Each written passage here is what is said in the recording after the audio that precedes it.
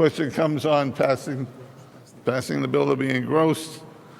The chair would recognize Representative Mendez of Brockton for her inaugural speech.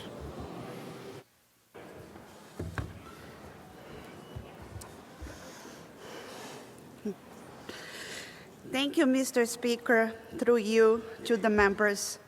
Thank you to the gentleman from Brockton, Mr. Chair Cassidy, in his office for their work on this much-needed piece of legislation, House Bill 4661.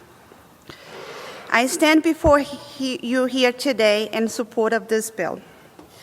As I share my story today, you'll notice that I don't have anyone in my family that served this country. Without a history of service, you may be wondering why I picked the most comprehensive veteran bill that Massachusetts has seen in over 20 years. This made me reflect upon where I was more than 20 years ago in my journey to today. The year is 1996, and a young girl arrives at the Logan Airport, not knowing a word of English, afraid of the unknowns, excited about snow, and quickly losing that excitement after her first snowstorm. This 12-year-old girl who started going to public school, who learned English and fell in love with this great nation. This girl who was raised by a single mother, had two older brothers who could not afford to go to school because they had to work full-time to help out in the house, and who was the only one in her family who had the privilege to get a public education. She learned she was capable because only in the United States could she truly achieve her dream. This girl always worked late after school to help her mother in the house, and at only 16 years old, she was left in this country all alone. She didn't know where she was going to sleep at night at times, and had to make the tough choices of deciding between eating or putting gas in her car to be able to go to school and to go to work. This girl could have chosen many different paths in her life, but she still believed that the American dream was for her, despite all odds up against her. This dream that encourages us to be our best and to be who we want to be, to achieve what we strive for, with hard work and determination, to be given a chance where anywhere else on the planet others would not even dare to dream or boldly. Despite the odds, this girl managed to graduate Brockton High School. She achieved her associate's degree from Massasoit Community College, a bachelor's degree from University of Massachusetts Dartmouth, and finally a Juris Doctor degree from New England Law, Boston. She became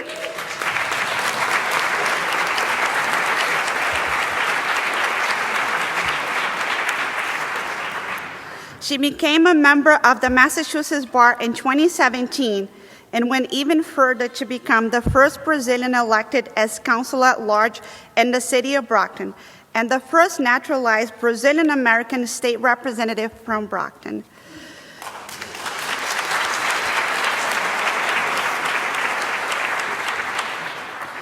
Mr. Speaker, this girl who lived the dream is me.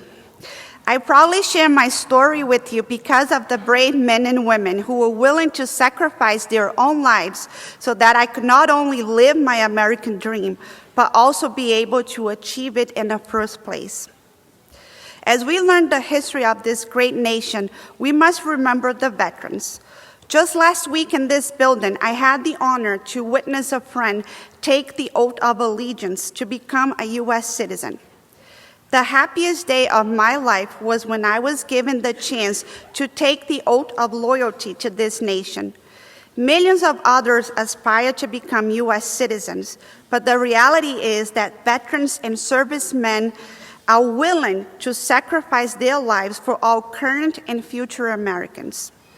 This is a nation where we all share the same protections, the same freedoms, despite our legal status and our identities. That is the legacy of our veterans, the brave men and women who chose to answer the call, to serve this nation and to preserve liberty for current and future generations.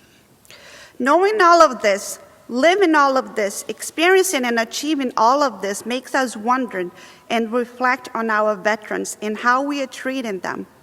Twice a year on Veterans Day and Memorial Day, we pay our respect to veterans and those that answered the final call of freedom. We remember them, their families, their spouses, their children, their siblings, their parents, and we thank them for their sacrifice. We must continue to thank veterans every single day, and we must ask ourselves, what more can we do for our veterans? Looking at the current state of Veterans Affairs, I find myself wondering, is that it? Is that all we can do for our veterans?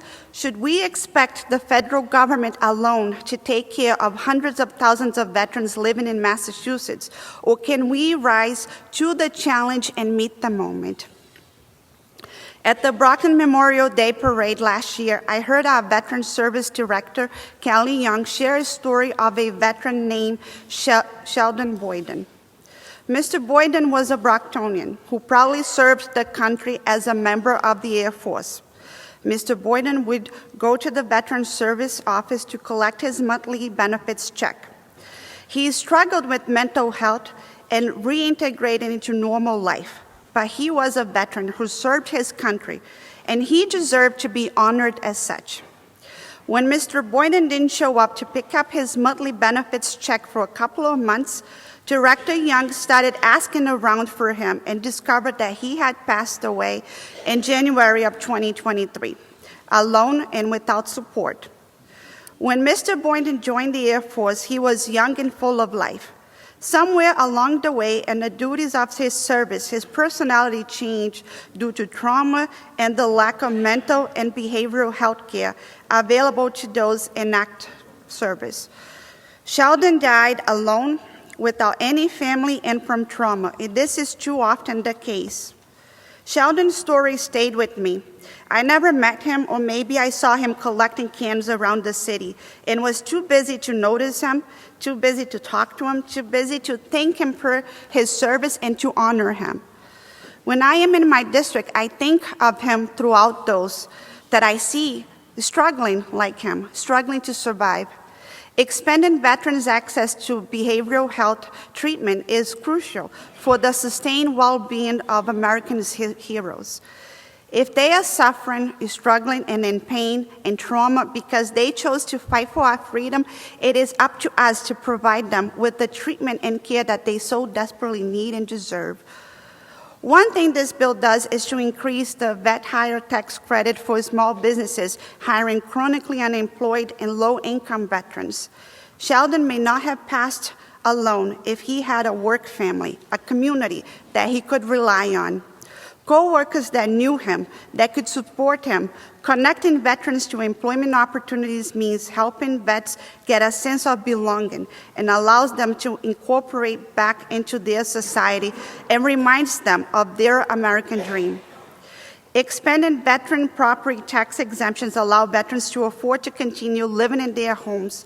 For so many of us, owning our homes is owning our American dream, and we must do everything that we can to ensure that we keep every veteran housed. No veteran should be allowed to live on the streets, and we know that the reality out there is so cruel. I had a veteran call my office to assist in obtaining a veteran's license plate. I was shocked to find out that veterans had to pay for their license plate. This bill waives license plate fees on a specialty veteran's license. Also, the bill streamlines eligible disabled Purple Heart veterans' access to motor vehicle benefits. I had the privilege to achieve my American dream. I'm certain if it weren't for the education that I received and the mentors in my life, I would not be standing here before you today as one of the representatives from Brockton. I'm living my American dream. My story is only possible in America because of the sacrifice of veterans. Veterans who never met me believed that this nation is one where we all should be free of persecution and be able to enjoy the endless possibilities of liberty. That the American dream is what we make it to be, and there's a promise from past generations of Americans to those ahead.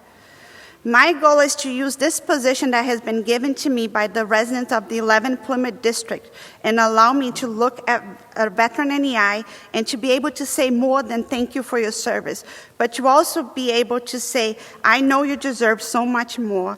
I know that for more than 20 years we neglected to take a veterans bill as comprehensive as the one before us today.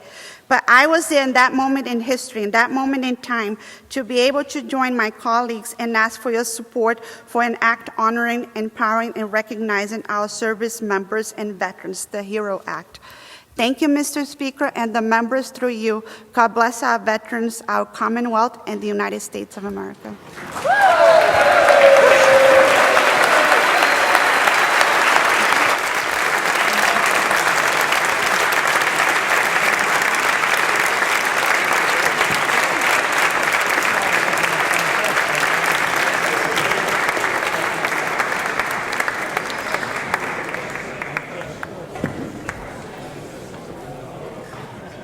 Question comes on passing the bill to be engrossed.